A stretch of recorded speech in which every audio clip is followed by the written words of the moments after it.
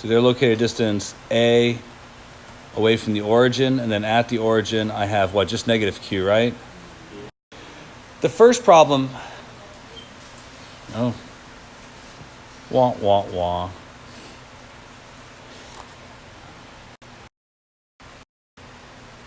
We're back, yeah. All right, the first problem originally asked for the potential. And just so you guys know, the potential is not zero at the origin. So although the field is, the potential isn't. And one of the reasons is, and we'll learn this, is that potential doesn't have a vector component. It's a straight addition of charge and how far away you are. So at the origin, there would be a potential there. So it's not zero. By changing it to say electric field, it is true that if you could get to the center, it would have a field of zero, but there's a charge there at the origin. So putting at the origin has an electric field of zero probably wouldn't be the right answer if they'd actually asked that. Since there is a charge at the origin already, you can't be at the origin.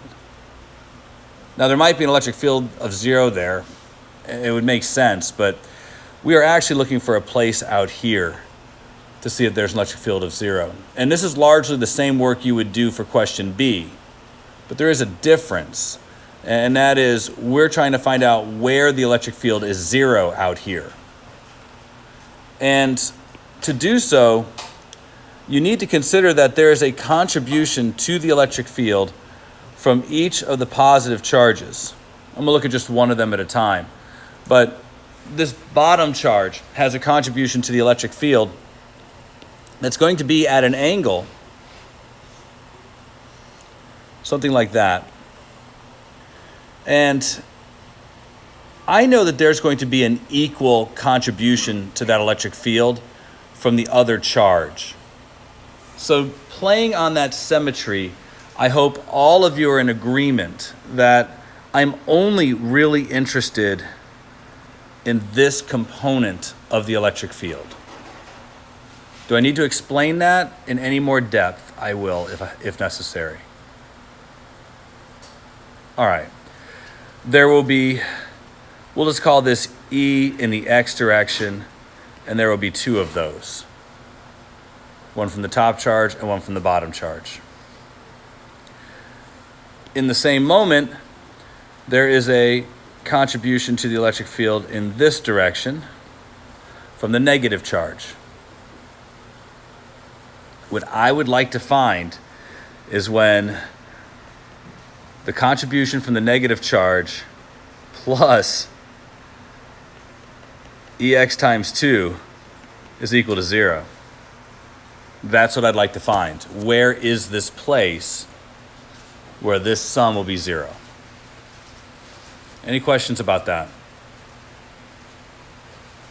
All right, well, there's quite a bit to do here, but ultimately I want my answer in terms of X. So I need to make sure that whatever I put down for the electric field is in terms of X, not theta. Theta might be able to be a valuable, useful tool here, but I can't have theta in my answer because theta will depend upon X. Meaning if I am located here, theta is going to be different than if I'm located here. And all of those are different values for X. So in the end, I'm going to have to express my answers solely in terms of X. Let's start with the easy one. I'm going to identify this distance as X. This is my distance from the origin to where I think the electric field will be 0. I just picked a place. So I'm going to look at the yellow electric field first. That's the one from the negative charge. And using Coulomb's law, that's merely going to be negative Q over 4 pi epsilon naught times x squared. That one's pretty straightforward. Any questions?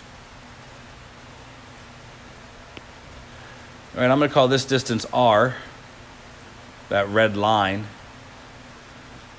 And for the red electric field, the one from the positive charge, one of them will be q over 4 pi epsilon naught times r squared. But I only want the part that's along the x direction, so I'm going to scale it by the cosine of theta. And I know I need two of them.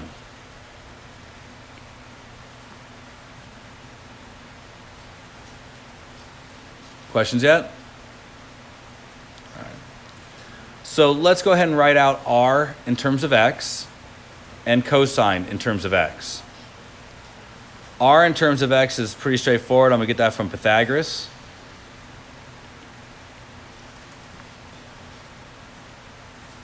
We good for that? And cosine in terms of x is going to be x over r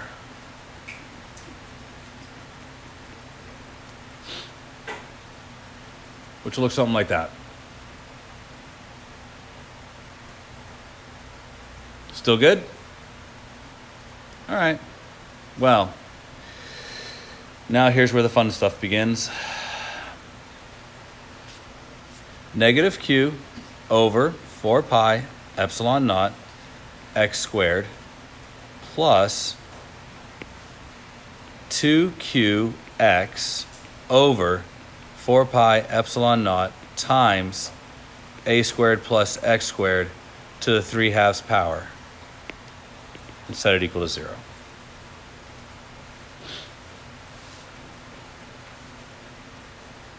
I've taken all of the contributions to the electric field, and I've set them equal to 0.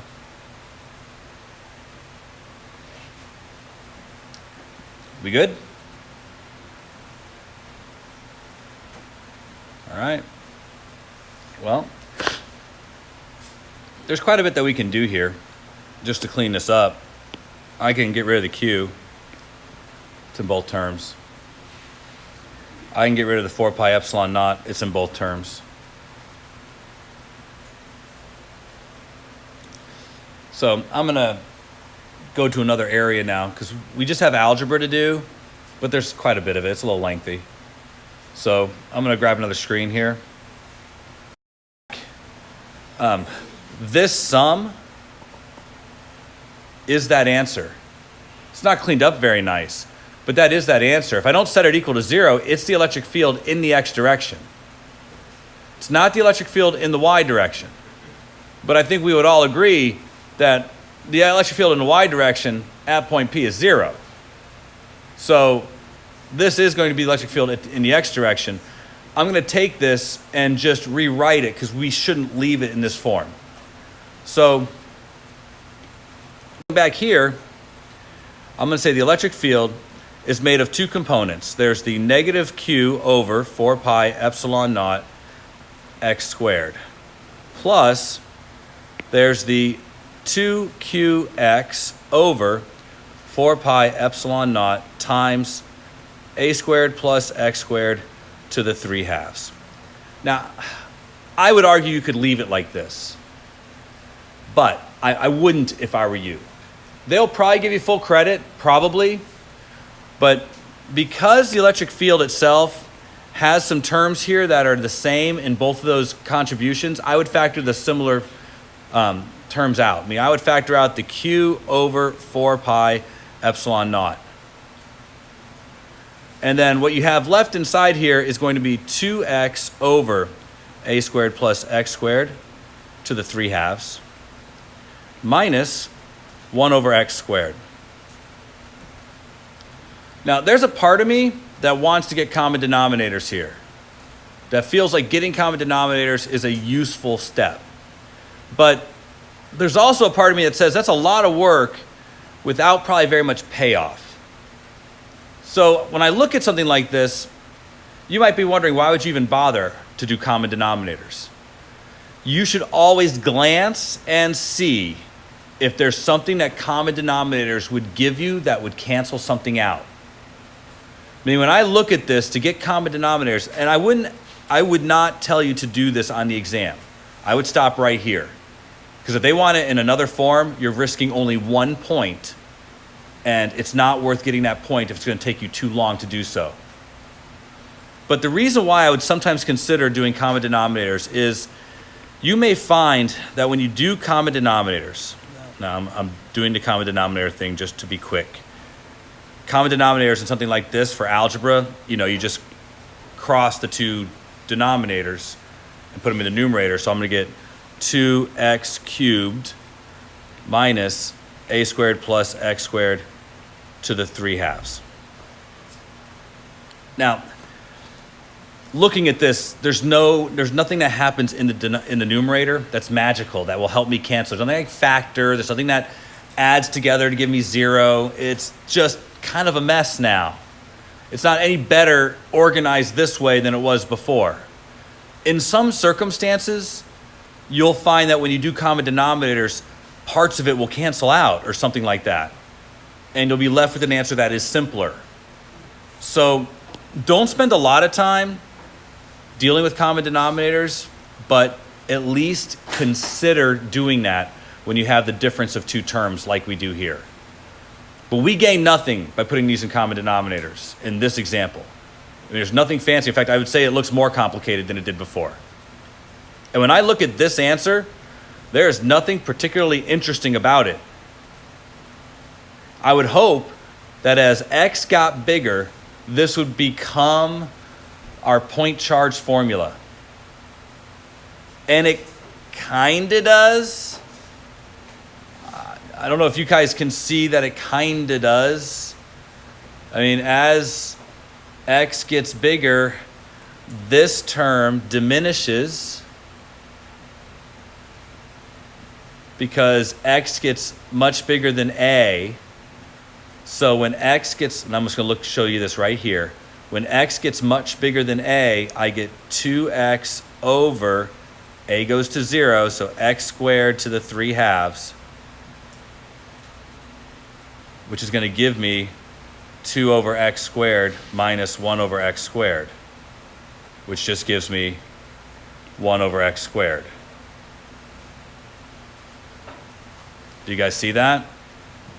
So in the super long term, when x is much bigger than a, yes, this whole thing becomes one charge of positive q located at the origin. But it's just not very interesting. So I always like to check because you always want it to resort to something familiar at the extremes. I'd say, okay, kind of. Please notice x can't go to 0.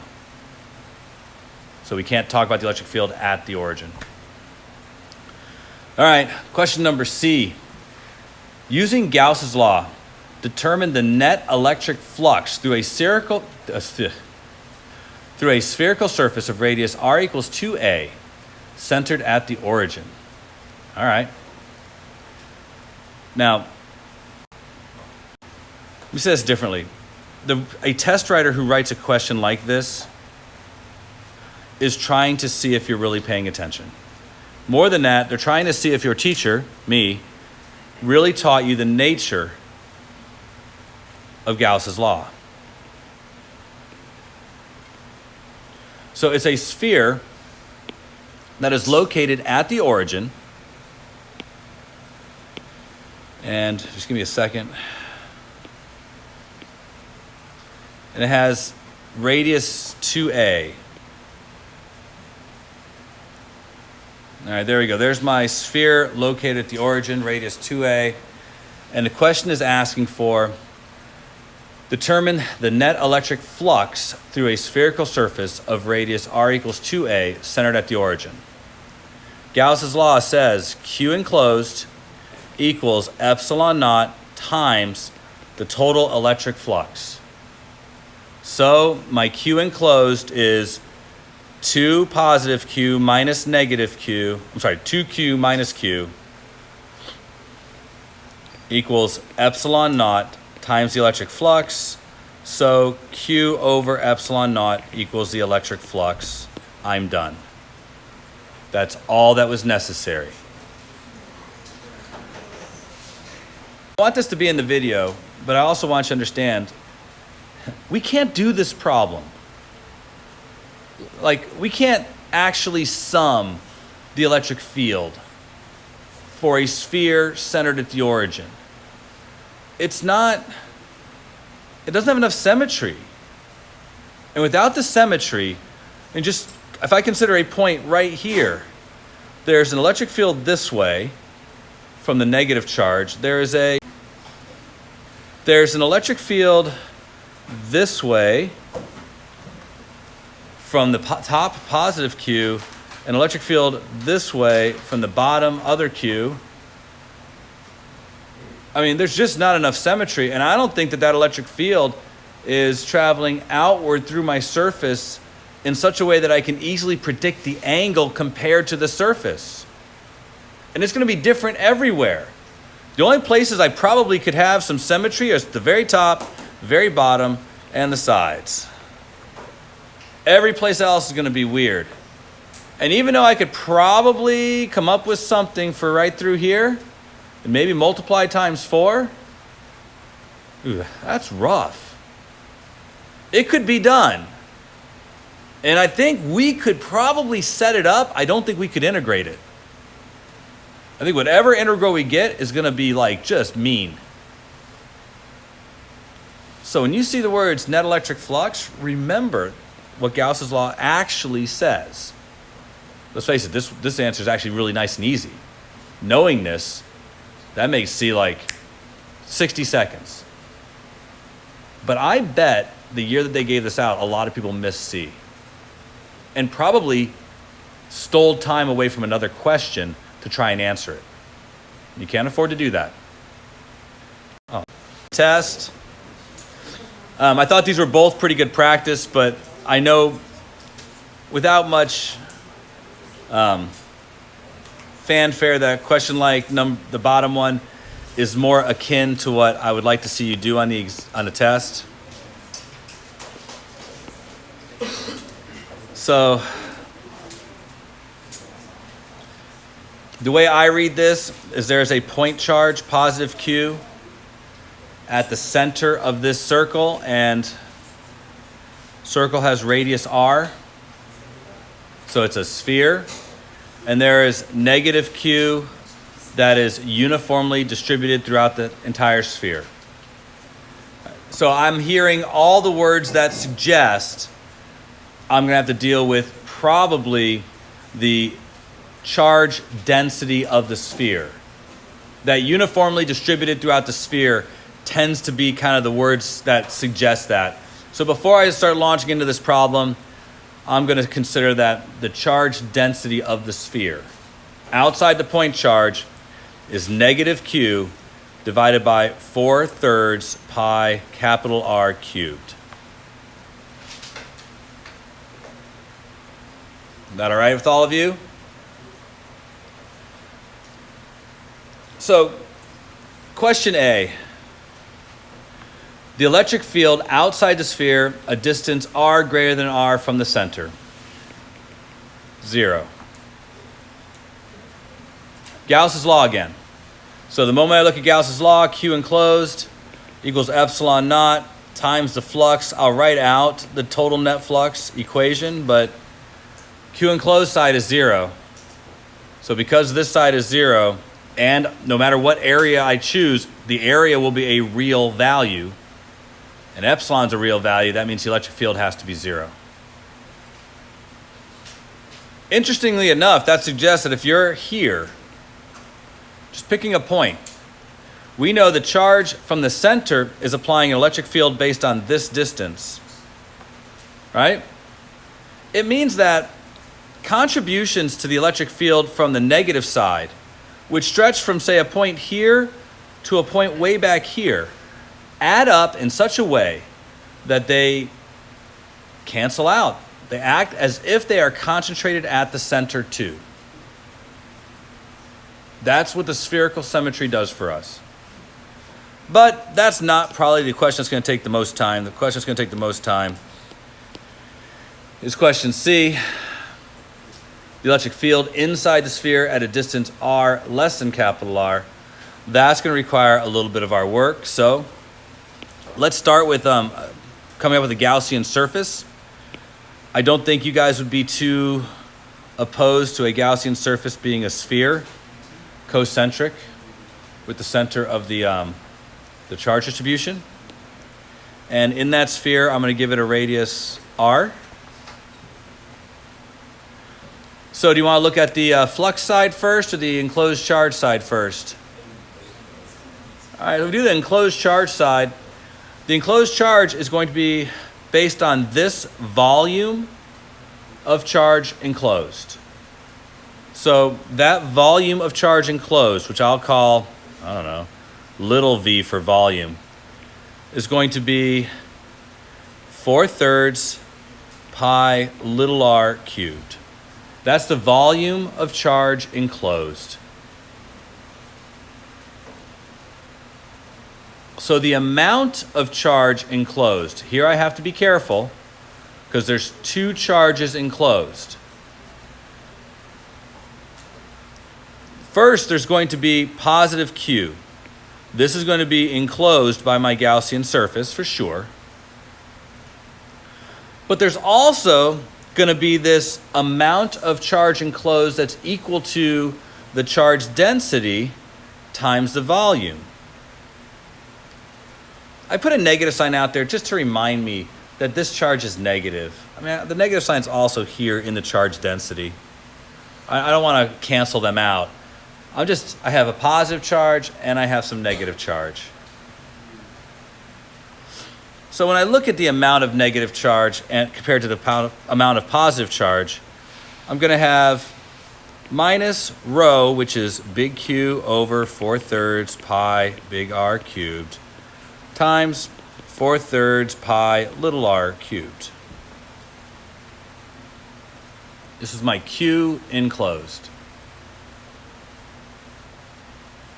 Now, this kind of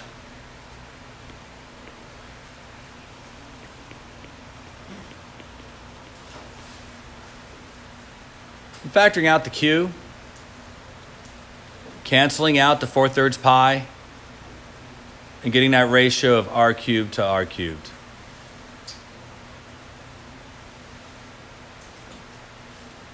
We good so far? All right, this is the Q enclosed. Doing the other side, flux part, can we all agree that the electric field is going to be directed outward from the center? Is that okay with everybody? And can we all agree that a piece of area of our Gaussian sphere will also be directed outwards from the center? Is that okay for everybody? Can we also agree that the electric field size will be the same no matter where I am on my Gaussian surface? Are those all things that we can agree to? Because if we can, then the flux part, hold on. I can write the flux part, E dot dA, as E times the sum of the area times the cosine of 0 degrees. Which means that this is going to be E times 4 pi little r squared times 1. This will be the flux. And that is the net electric flux through my small sphere. So now I can bring all the pieces of Gauss's law together.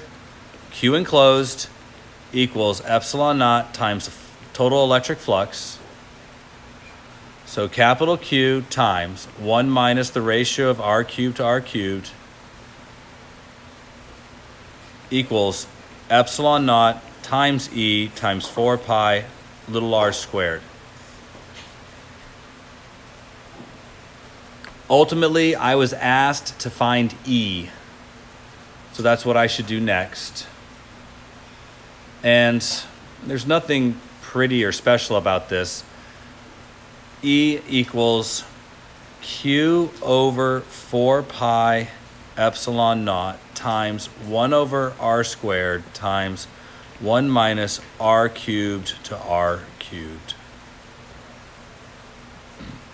I'm separating it out a little bit. In my head, I'm trying to decide if there's any good reason to distribute the 1 over r squared.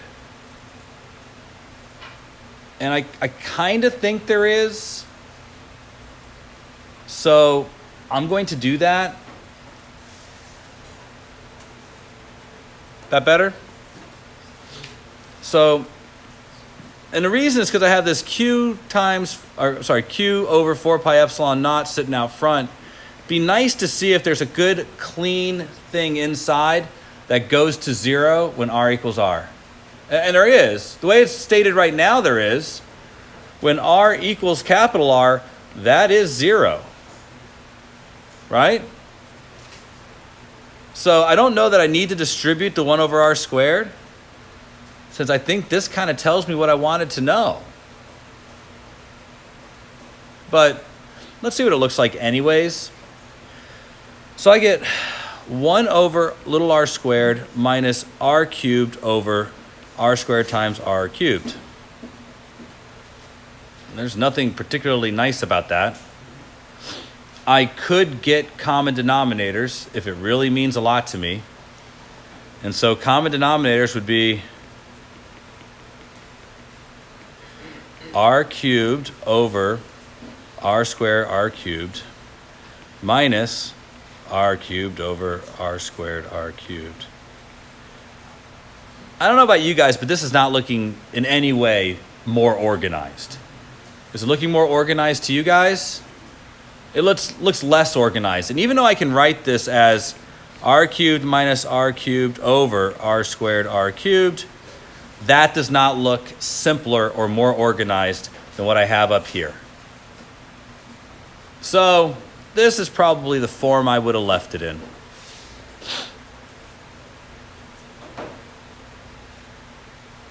All right, son of a gun. And have negative 1 over x squared plus 2x over a squared plus x squared to the 3 halves. And this sums to be 0. Instead of summing it to be 0, I'm just going to set these two equal to each other and make that positive. Is that okay with you guys? And now I'm going to cross multiply and get 2x cubed equals a squared plus x squared to the 3 halves power.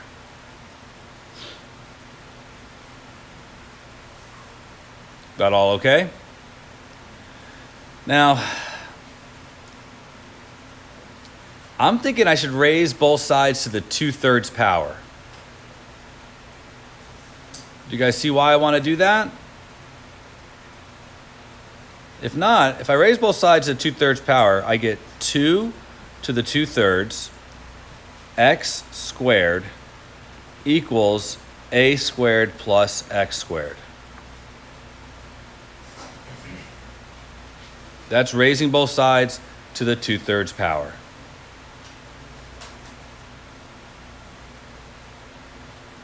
Maybe the same as squaring both sides and taking the cube root. And now I just have to collect x. So I'm going to move the x terms to one side. 2 to the 2/3 power, I think, is still greater than 1. So it seems to me that if I do 2 to 2/3 power minus 1 times x squared, that would equal a squared. Just move the x squared to the other side, collected terms. That all okay? Not hurting anybody's feelings yet? Work's kind of done now, isn't it? To get x by itself, I'm just going to have a squared over 2 to the 2/3 minus 1 Take the root of both sides, positive and negative. Look, the denominator there is just a number. Square root of a, just a. I'm sorry, square root of a squared is just a. So it's plus or minus square root of a squared over whatever the square root of 2 to the 2/3 minus 1 is. You guys can do that. But I think we're done here. As long as the denominator is real, there is a place that has an electric field of 0. If the denominator isn't real, if it's imaginary, then there isn't a place where the electric field is 0. You guys follow me on that? So it is plausible that you could have had numbers that would work out in such a way that the denominator would have been imaginary, where you would have had to take the square root of a negative number. That would just suggest there isn't a place where the electric field is 0. But I think this one's real. So because of that, I think there is a place.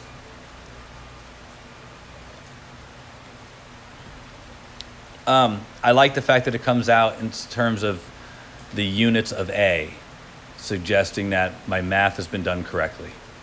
I'm always a big fan of that. Any question on what we've done here? Is that a question, Jake? Go ahead. So why is it coming out in terms of A show the answer? You know, if something like that, where there was a constant left in there, well, I better make sure that the units of the constant plus the units of whatever else is there leaves me in the units of what my value is supposed to be. It's not an absolute check, but it is a good way to validate your algebra. Now, it will also validate if you have if you've made a failure to do the physics right, for sure. But generally, a mistake from here to, from this point to here, it's almost always algebra related. And, to be quite honest, when you get to this point, we've invested, looks like about 8 minutes in this. On the AP exam, 4 minutes of algebra is too much time on algebra. So hopefully a question like this, there's only 3 parts. I still think we have enough time to get the rest of the answers. But you might feel as though you might be taking more time to develop a strategy to solve the problem. I'm not having to do that. So having a lot of time invested in the algebra to get to an answer and not have any idea whether it's right or wrong, the one thing you can do is test the units. And I think if the units work out, go on. Regardless of whether you think you've done it right or not, go on. And use this, if necessary, in a future part of the problem. Is that thorough enough? Just to point out a couple of other things here. It's plus or minus. That's not accidental, and I'm not throwing it aside. The other side of the coordinate system clearly has symmetry. So I do expect there to be 2 places where the electric field is 0 on either side of the coordinate system. So I'm not throwing away that plus or minus. I'm intentionally leaving it in there. When you take the square root, you should always be considering both of your roots. Question B says, determine the X and Y components of the electric field at point P. We've really done all the work necessary for that. So if we go